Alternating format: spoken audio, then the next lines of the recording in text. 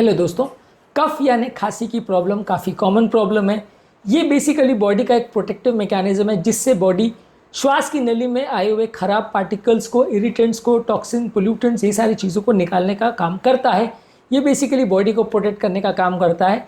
आज हम बात करेंगे यदि किसी व्यक्ति को अगर खांसी का प्रॉब्लम है तो क्या क्या जाँचें उसके लिए करनी चाहिए जिससे कि पता चले कि उसको खांसी किन कारणों से हो सकती है, यानी बेसिकली डायग्नोसिस कैसे किया जाएगा यदि किसी व्यक्ति को खांसी का प्रॉब्लम है।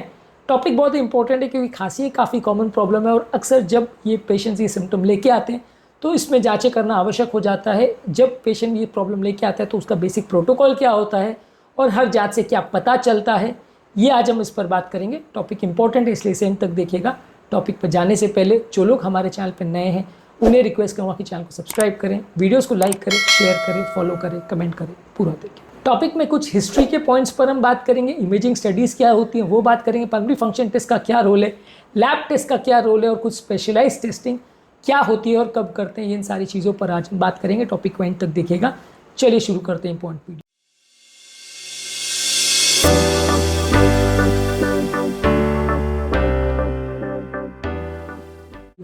सबसे पहले अगर किसी व्यक्ति को अगर खांसी आ रही है तो आप इसका एक डिटेल हिस्ट्री लेंगे कि उसको सिम्टम्स कब से हो रहे हैं, कितने ड्यूरेशन से खांसी हो रही है। हमने ऑलरेडी अपने प्रीवियस वीडियो में जहाँ पे हमने खांसी की क्लासिफिकेशन पर बात करी थी वहाँ इसके क्लासिफिकेशन पर बात करी थी कि अलग अलग कारणों में खांसी अक्यूट होती है जब उसको 3 हफ्ते से कम अगर टाइम तक व्यक्ति को खांसी होती है। क्रॉनिक उसको तब बोलते हैं जब वो 8 हफ्ते से ज़्यादा की खांसी हो रही है और सबके कारण अलग अलग होते हैं। तो आपको पेशेंट का खांसी का ड्यूरेशन पूछना पड़ेगा, खांसी में कफ आ रहा है या नहीं आ रहा है ये पूछना पड़ेगा, खांसी क्या चीज़ से बढ़ती है, क्या करने से कम होती है। अब मान लीजिए कोई व्यक्ति को रात को सोने के टाइम खांसी होती है तो वो हार्ट फेलियर का खांसी हो सकता है। किस टाइम पे खांसी आती है ये भी पूछना ज़रूरी है। मान लीजिए सुबह उठते ही खांसी हो रही है तो वह अस्थमा या ऑब्स्ट्रक्टिव एयरवे डिजीज़ की खांसी हो सकती है। तो इस तरह की चीज़ें जब हम पेशेंट को पूछते हैं तो काफ़ी इंपॉर्टेंट चीज़ें पता चलती है जिससे कि पेशेंट के सिम्टम्स को हम समझ सकते हैं, पेशेंट की बीमारी को हम समझ सकते हैं और आगे का ट्रीटमेंट कोर्स निर्धारित कर सकते हैं। कम जाँचों में ज़्यादा इन्फॉर्मेशन हमें मिल जाएगी यदि किसी भी पेशेंट के बारे में हम एक डिटेल हिस्ट्री लेते हैं। हमें उसके पोटेंशियल ट्रिगर पॉइंट्स को भी पूछना है कि क्या क्या चीज़ों से व्यक्ति को खांसी बढ़ती है, क्या क्या चीज़ों से खांसी कम होती है, ये जानना और समझना भी आवश्यक है।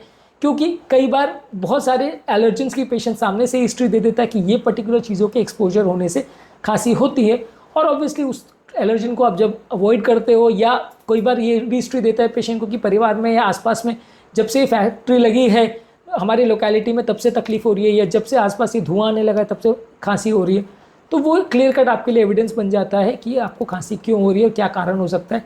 या कोई व्यक्ति आपको ऐसी भी हिस्ट्री दे सकता है कि जब से मेरे परिवार में टीबी का पेशेंट रहने को आया तब से मुझे खांसी हो रही है। तो ऑब्वियसली आपके लिए भी एक ईजी जजमेंट हो जाता है कि शायद टीबी का कारण हो सकता है, टीबी की जांच करनी आवश्यक है।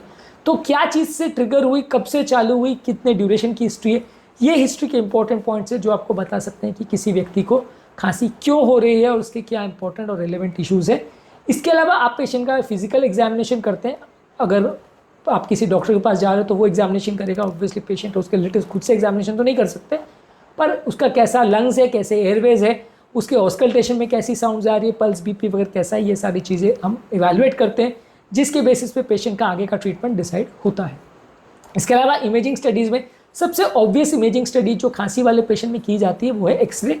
एक्सरे में हमें काफ़ी इंपॉर्टेंट और रिलेवेंट इन्फॉर्मेशन मिल जाती है कि व्यक्ति को खांसी निमोनिया की वजह से हो रही है, कि सिंपल अस्थमा है, कि एम्बोलिज्म है, कि किसी व्यक्ति को कैंसर है। छोटी से छोटी और बहुत बड़ी से बड़ी बीमारी भी एक्सरे पे पिकअप हो सकती है, लेकिन एक्सरे की बहुत इंपॉर्टेंट कैच पॉइंट ये है कि इसमें बहुत सारी चीज़ों का इमेज जो आती है काफ़ी वेग आती है, काफ़ी क्रूड आती है। उसके बेसिस पे कई बार डायग्नोसिस करना इतना ईजी नहीं रहता, काफ़ी चीज़ें गलत हो सकती हैं। तो इसलिए जब भी एक्सरे में डाउट होता है तो सीटी स्कैन किया जाता है, जिसको आप एक तरह से एडवांस्ड एक्सरे मान सकते हैं, जिसमें हाई पावर एक्सरे होता है। वही तरह की बीम्स हाईली कंडेंस फॉर्म में पेशेंट को दी जाती है और उसके बेसिस पे असेस किया जाता है कि व्यक्ति को खांसी जो अगर हो रही है उसका क्या कारण हो सकता है, उसमें क्या रीज़न हो सकता है। अगर उसमें भी कुछ पता नहीं चल रहा है तो सीटी, एंजियो से लेके बहुत सारी अलग अलग तरह की जाँचें आती है जो आप कर सकते हो। अगला इंपॉर्टेंट टेस्ट है pulmonary function test. Pulmonary function test किसी व्यक्ति के लंग फंक्शन को असेस करने के लिए जाता है। यदि किसी व्यक्ति को अस्थमा, ऑब्स्ट्रक्टिव एयरवे डिजीज़ या इंटरस्टिशियल लंग डिजीज़, इसमें से कोई बीमारी हो तो उसका अलग अलग पैटर्न आता है पल्मोनरी फंक्शन टेस्ट में, जिसको आप जज कर सकते हैं और जिसके बेसिस पे आप पेशेंट को बता सकते हैं कि व्यक्ति को कौन से तरह का प्रॉब्लम है और उसको क्या आगे ट्रीटमेंट करने की आवश्यकता है। इसके अलावा आप कुछ लेबॉरेटरी टेस्ट करते हैं जिसमें सबसे इंपॉर्टेंट है उस खांसी के कफ की जांच करना यानी जो बलगम आ रहा है उसको आप जांच करते हैं कि उसमें बैक्टीरिया है या नहीं, और बैक्टीरिया है तो कौन सा टाइप का, जो कि बहुत इंपॉर्टेंट चीज़ है। अलग अलग तरह के बैक्टीरिया अगर आप डिटेक्ट करते हो तो उसके बेसिस पे ट्रीटमेंट स्ट्रैटेजी डिसाइड कर सकते हो। उस बैक्टीरिया के लिए स्पेसिफिक कौन सी एंटीबायोटिक देनी है ये आप पता कर सकते हो और उसके बेसिस पे ट्रीटमेंट निर्धारित कर सकते हो। तो अलग अलग व्यक्ति की खांसी के कारण में आप उसके कखार का या कफ का कल्चर करते हो और उसके बेसिस पे आप पेशेंट का ट्रीटमेंट स्ट्रैटेजी डिसाइड करते हो। कल्चर की रिपोर्ट आने में अक्सर 3 से 5 दिन का टाइम लग जाता है, इसलिए ये एक इंपॉर्टेंट डिटरेंट होता है कि सबसे पहला टेस्ट कल्चर इसलिए नहीं करते क्योंकि कल्चर में कौन सा कीटाणु ग्रो हो रहा है वो रिपोर्ट आने में टाइम लग सकता है और उसकी वजह से ट्रीटमेंट डिले हो सकता है।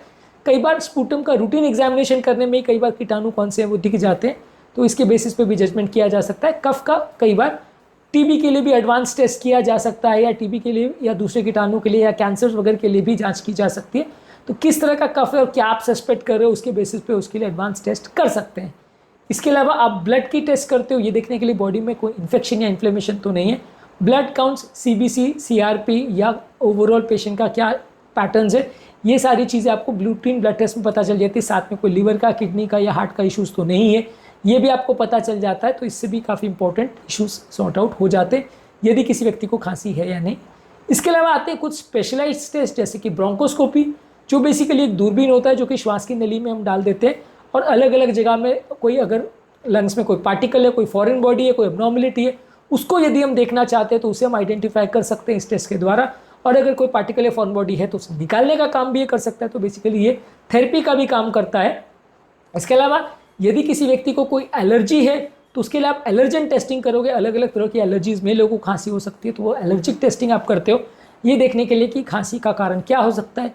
यदि किसी व्यक्ति को हार्ट की बीमारी का डाउट है तो हार्ट का ईसीजी करते हैं जिसमें हार्ट की चेंबर की साइजेज और हार्ट की कंडक्शन पैटर्न्स का पता चल सकता है, और हार्ट का इकोकार्डियोग्राफी करते हैं जिसमें आपको ये पता चल सकता है कि हार्ट के चेंबर्स डायलेटेड तो नहीं है, हार्ट फेलियर तो नहीं है, हार्ट की बीमारियों की वजह से खांसी तो नहीं आ रही और हार्ट की बीमारियों की वजह से लंग्स में पानी तो नहीं भर रहा है।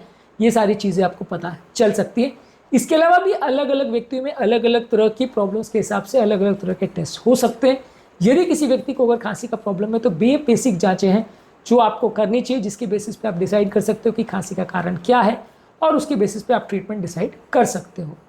खांसी के ट्रीटमेंट स्ट्रैटेजीज पर, खांसी के ओवरऑल मैनेजमेंट पर, खांसी के ओवरऑल कारणों पर हमने अलग अलग वीडियोस किए हैं जो कि आप हमारे चैनल पर देख सकते हैं। उम्मीद करूँगा कि आज के टॉपिक में कुछ नया जानने को मिला होगा। जो लोग हमारे चैनल पर नए हैं उन्हें रिक्वेस्ट करूँगा कि चैनल को सब्सक्राइब करें, वीडियोज़ को लाइक करें, शेयर करें, फॉलो करें, कमेंट करें, पूरा देखें। Thank you.